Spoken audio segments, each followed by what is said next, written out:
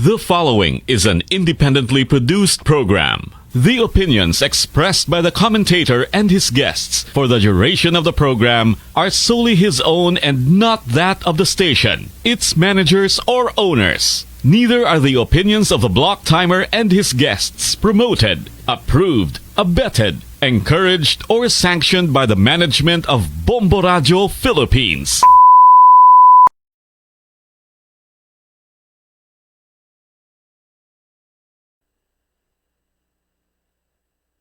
Mayad-ayad nga adlaw sa tankarang nga mga suking nagapagapagamati, no? Ag sa uman, makaron nga aton yung mga listeners ag viewers, no, sa Facebook Live, pangalagad rong palatuntunan kape ag balitang agraryo. Bangod sa bag-o ag press karon dayang nga programa, makasaligid kamo nga matawan gid it manami nga oras ag sabaylo hay puno naton it paggaom agrarya karanga impormasyon. Ro Department of Agrarian Reform o KONDAR ay isagang kahensya at gobyerno nga nagapanguna sa pag-implementar it Comprehensive Agrarian Reform Program o CONCARP kung sa siin nakatutok sa tatlong ka mga mayor nga programa. Raya ro pagpanagtag it libre nga gugta sa mga benepisyaryo, ro pagtauman it nagkaingain nga suportang serbisyo kaparehas it infrastructure, mga farm to market roads, tulay ng Pangulo Project, libre nga mga makinarya, kamanaman ro kagamitan sa uma. Agro pangatlo, hayro raya karanga serbisyong legal. Para makatao katon gid it mas manami nga serbisyo sa mga benepisyaryo it daya karanga dar, hay may bag-o nga proyekto nga ginatawag nga Project Split o kon support to parcelization of lands for individual titling. Rondaya nga proyekto hay para makompleto ro pag hat-hat o pagplaster it collective Certificate of Land Ownership Award o KONCLOA nga ginatawag sa mga kwalipikado karang mga benepisyaryo. Gani ginimbitahan ginaton kamo rinyo karon nga pamatian ag magtutok sa aton karang episode nga kapi ag balitang agraryo. Karon nyo karang anchorman Bombo Michael Mike Alano.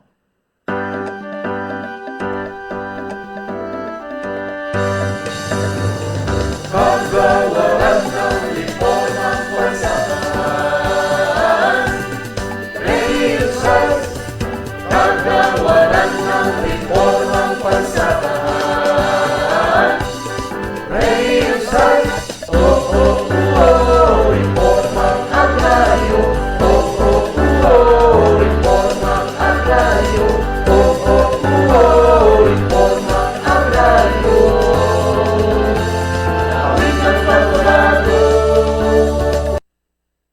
Okay, so sa makaron sa atan karang mga viewers and listeners sa pag-istoryahan naton ro sang bato sa importanteng institutionalized body ro ginatawag karon nga Barangay Agrarian Reform Council o BARC para kita hay maklaruhan ag matawan pagid it konkreto nga explanation ag impormasyon makaron ay aton gid karang makaibahan si Ma'am Donna May Gallardo rong Agrarian Reform Officer 2 ag Legal Officer itaton niya Department of Agrarian Reform Aklan sa aton karanga probinsya, no? Ma'am Donna, good morning kimo.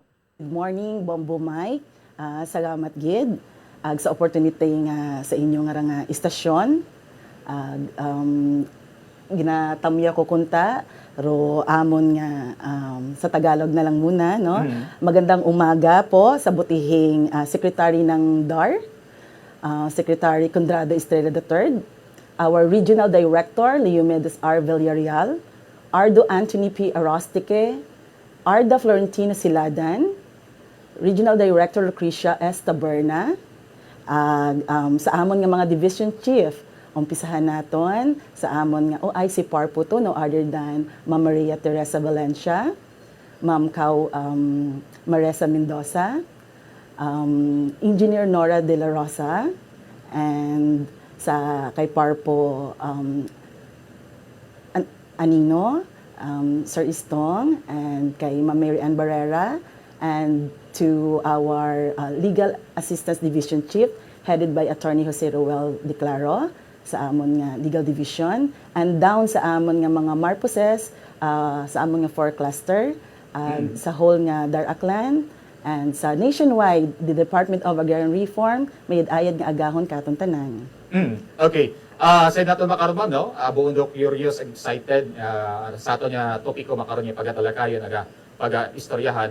Ma'am Donna, pwede mo kamon nga maiplastar about sa imong pananay, background, paano ikaw na-involved, ano ro dapat nga masayran aton karon nga mga tagapagpagamati. Gabigon gid, no? Sa ginatawag naton nga Barangay Agrarian Reform Council or BARC or BARC, Ma'am Donna.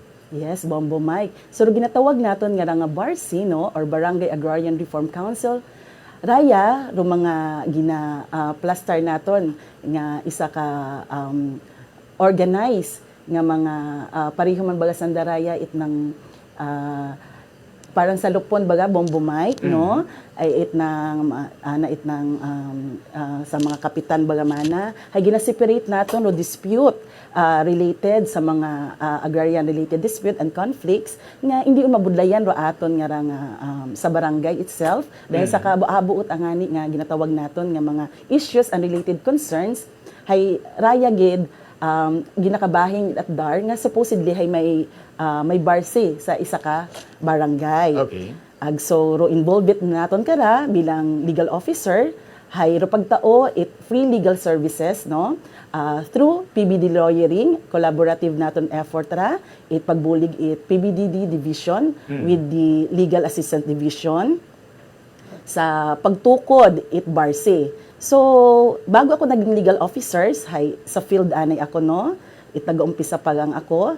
So na-assign ako anay before sa Capiz nga province. Okay. So personally hay mas napalapit ako sa mga barsi naton ag sa tawo raya ro ginatawag naton Bombo Mike nga ilapit naton ro gobyerno sa tawo.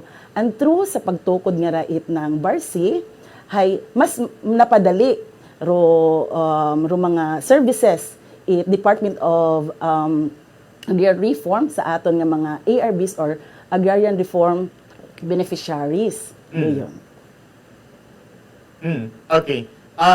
Ma'am, pwede mo katon i-plastar ano ro makabi kara nga primary function responsibility, no? It Barangay Agrarian Reform Council or BARC kara, Ma'am Donna. Yes. So, una-anay karon no, hambal nga ni nanda, great powers, no? Comes some great responsibilities. So, ano ay hando mga primary function, ag responsibilidad, it pagkakaroon it barsi. Ro barsi nga rahay bukon niya isang katawo ra, Bombo Mike, kundi compose man imaw it anang chairperson, down sa secretary, no, may vice, ro yon anang kabulig, agro mga elective nga to ag mga nominees during the BARC reorganization. So ro primary function gid at karaya una, no, hay ro pag-assist it pag-identifikar it kwalifikasyon, no, or qualification it aton nga mga agrarian reform beneficiaries, especially nga makaron nga may aton support to parcelization or split program makaron ro dar doyon ro ginatuyo nga ro aton nga mga sisiklowas nga ra, no, or sa mother title pagang hay maabo sandaraya nga gatag iya sa isa ka nga titulo hay ginapahak-pahak raya para maging individual title. So sa ro yun nga pamaagi hay mabahog aro bulig since nga ruyo nga mga barsis agroana nga mga members hay tagauna sa isa ka barangay, no. Kilala nimo ro imo nga isig katawo, kilala nimo ro mga palibot and especially community together sa help it aton nga mga barangay council itself sa doyon nga respective nga barangay or municipality. So inapagid karon sa mga initial mapping abi naton nga raya hay ginakangay naton sandara nga mag-assistar ano ag sa bulig nandahay para accurate ra aton nga mga findings. Then access sa aton nga primary aton mga support services kung sa siin maadto. So through kanda mas madali nanda nga maihambal kung ano ro need it doyon nga barangay.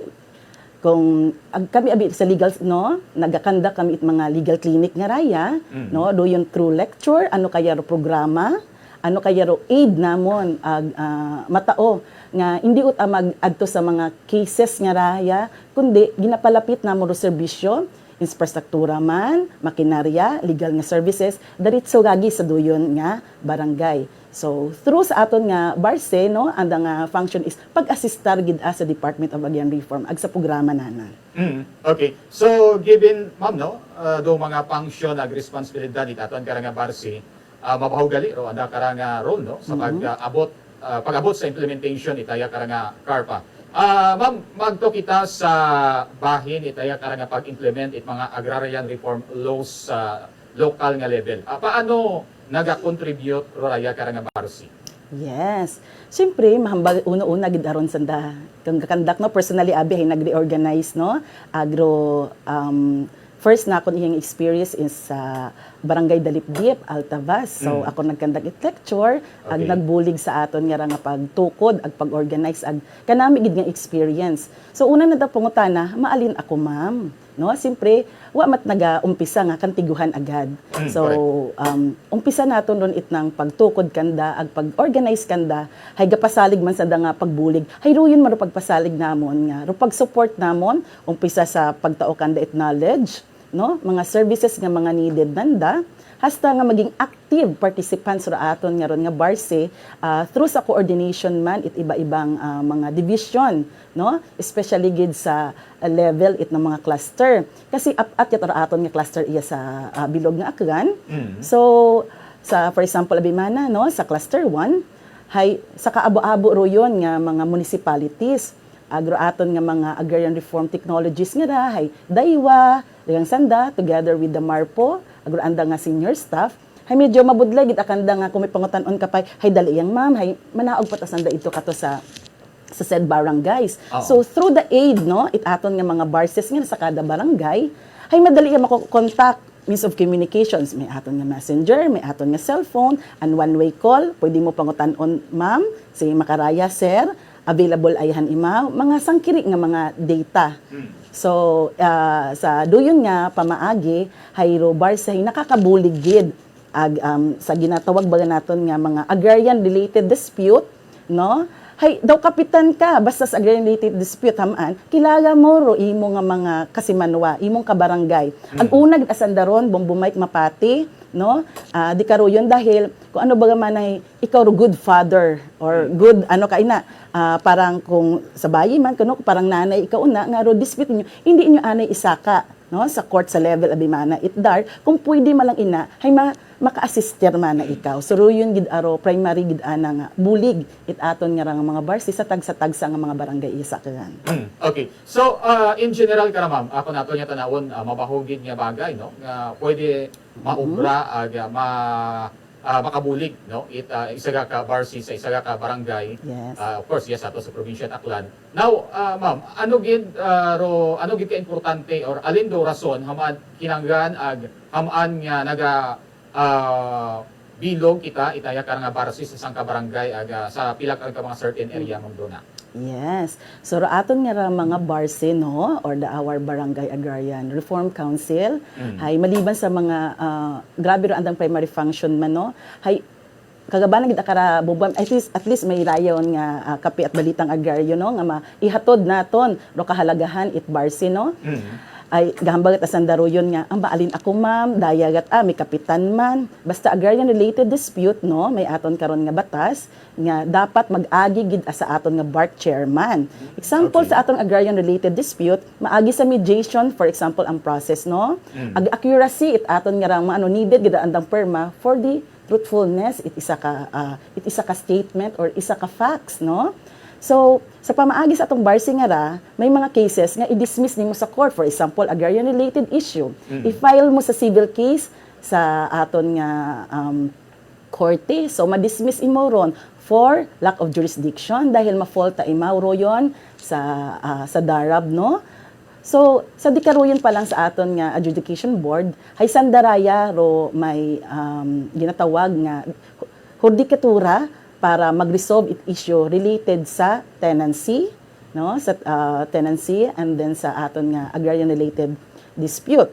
So, ro aton nga mga barse hay gatao sa darat certification as to kung nag-agi gid man kanda it mediation daya or kung nag-agi sa andara nga jurisdiction. So, without the certification from our barse hay pwede gid aron ma-dismiss ro aton nga case.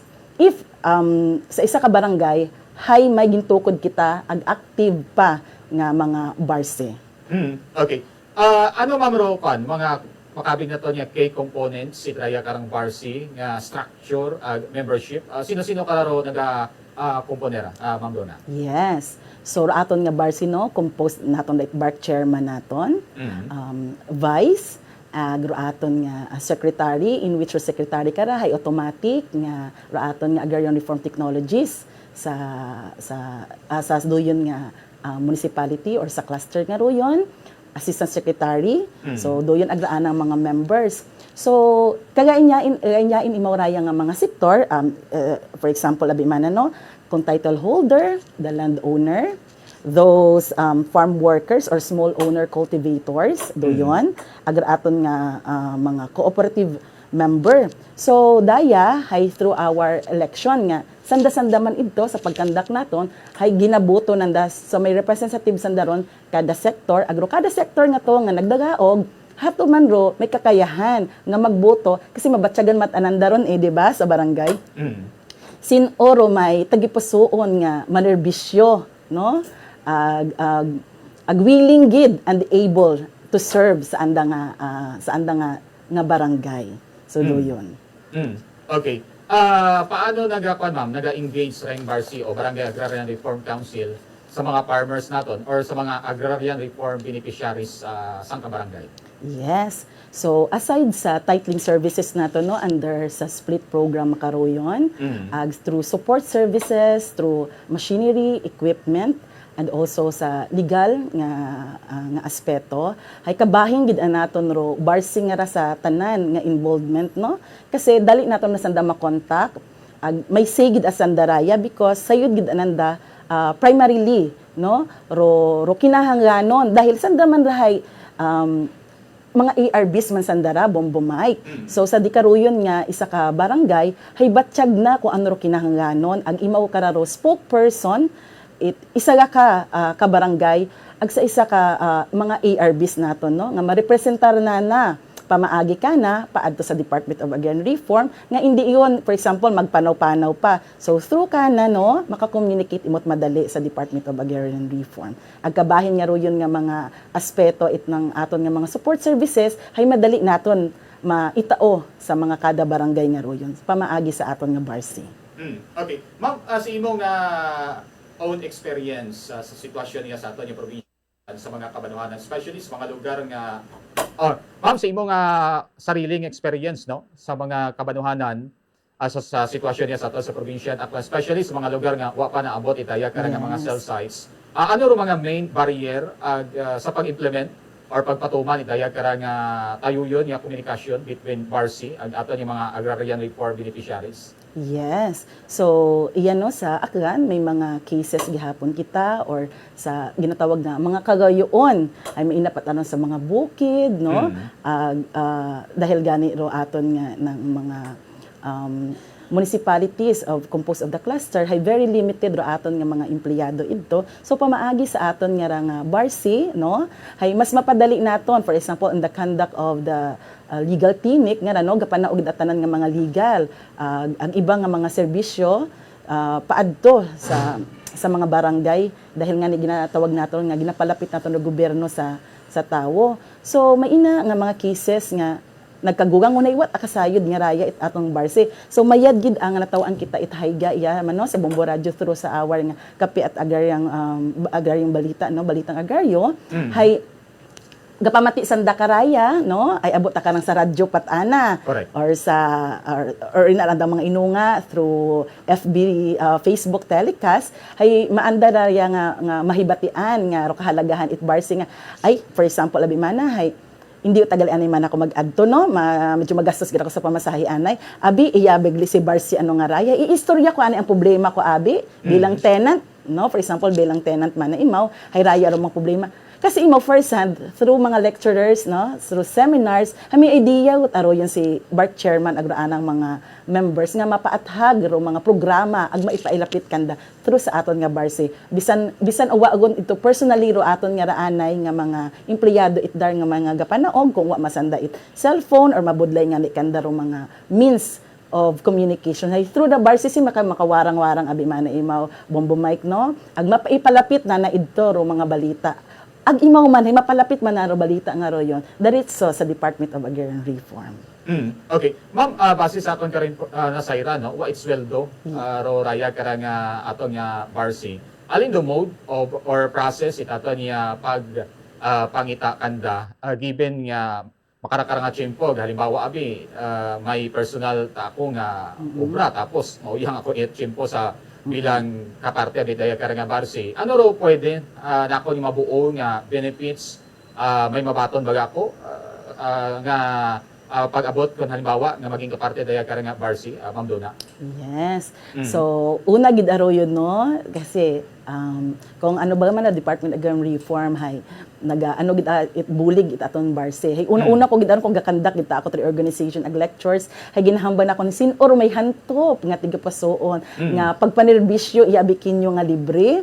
Pero sa matuod man bombo mic no, sa kagabanan nga mga barangay na ato no, wa gid aga-ayaw. Okay. Doyon gid aro manami no, kasi una-una ginahambal naton nga wa direct nga sweldo.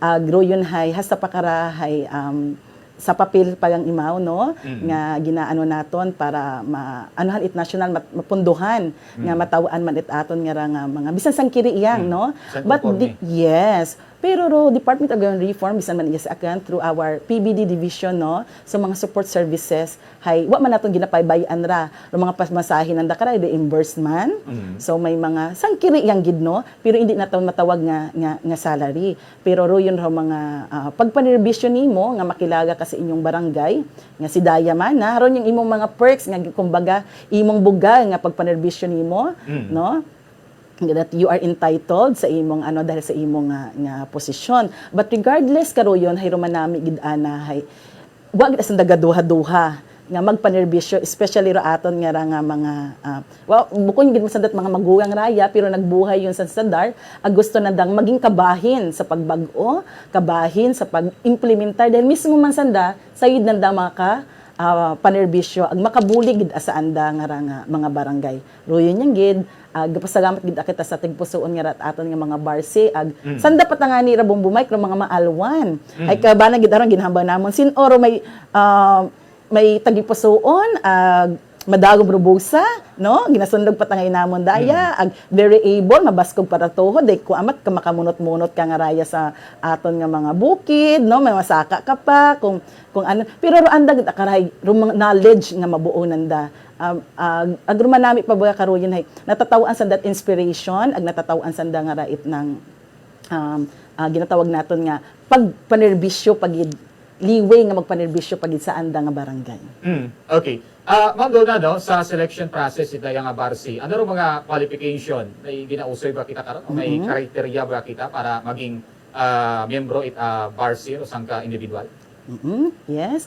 So, sa karaya nga bahin bombo mic no sa qualification hay bago naton sandara nga i-invite hay dapat hay ito nga sanda sa list if they are the landowners no title holder abisanda tenant small farmer cultivator sa mga lisyon nga to tapos sa tagsa nga to nga mga aspect hay may mga representative so those representative nga nagdaog sanda man doyon may anuhan nga ginanominate nanda no through election process sanda man mismo naga free nga magboto ag mag-nominate it anda nga until such time nga ma-fulfill naton ng mga vacancies nga royon.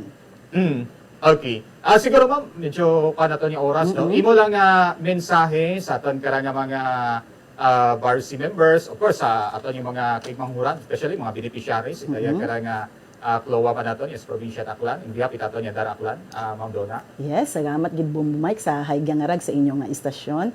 Una gid no in behalf of the Department of Agrarian Reform kapasalamat ako sa aton nga mga barsi nga sa tagsa-tagsa nga mga barangays not just in Aklan but nationwide sa anda gid ang nga tigipusoon nga sa pagbulig it pag-implementar it aton nga CARP as well as especially makaron sa aton nga split project saraya nga pag-distribute no it aton nga mga parcelization process into individual titling ag sa padayon nga pagsuporta sa Department of Agrarian Reform ag sa anang programa kara ag padayon pagid kami nga sana mapunan naton ro mga tanan nga mga barangay nga mabutangan nato no ma-reorganize nato no Barsi. So sa in behalf sa Department of Agrarian Reform, may ayod nga adlaw kinyo, salamat gid. Okay, alright now. So amo niya salamat sa umana kay Ma'am Donna May Gallardo arong Arpoto itatan karang Dar Aklan Provincial Office sa pag plastar man katon it mga konkreto nga idea ag kaklaruhan of course sa aton karang mga tagapagpamati. So aton yung pamatian sa umana sa aton yung mga viewers ag listeners mas sunod karang pag plastar naton sa aton karang programa Kape ag Balitang Agraryo. So man raya man ninyo karang Anchorman Bombo Michael Mike Alano. Patuloy po tayong magkaisa para sa kapakanan ng ating mga magsasaka. Hanggang sa susunod, muli natin tuklasin ang mga hakbang para sa maunlad, makatarungan at tunay na reformang agraryo tungo sa layuning sariling lupa para sa bagong bukas na masagana. Magtiwala po tayo sa ating mahal na Panginoon. Salamat po sa inyong pagsuporta.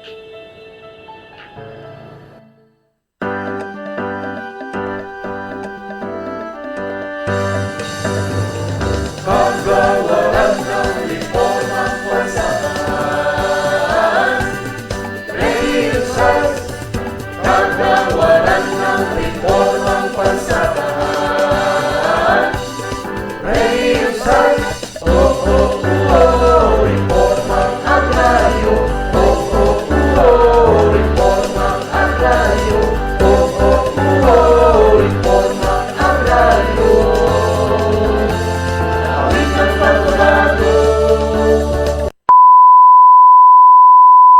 The preceding was an independently produced program. The opinions expressed by the commentator and his guests for the duration of the program are solely his own and not that of the station, its managers, or owners. Neither are the opinions of the block timer and his guests promoted, approved, abetted, encouraged, or sanctioned by the management of Bombo Radio Philippines.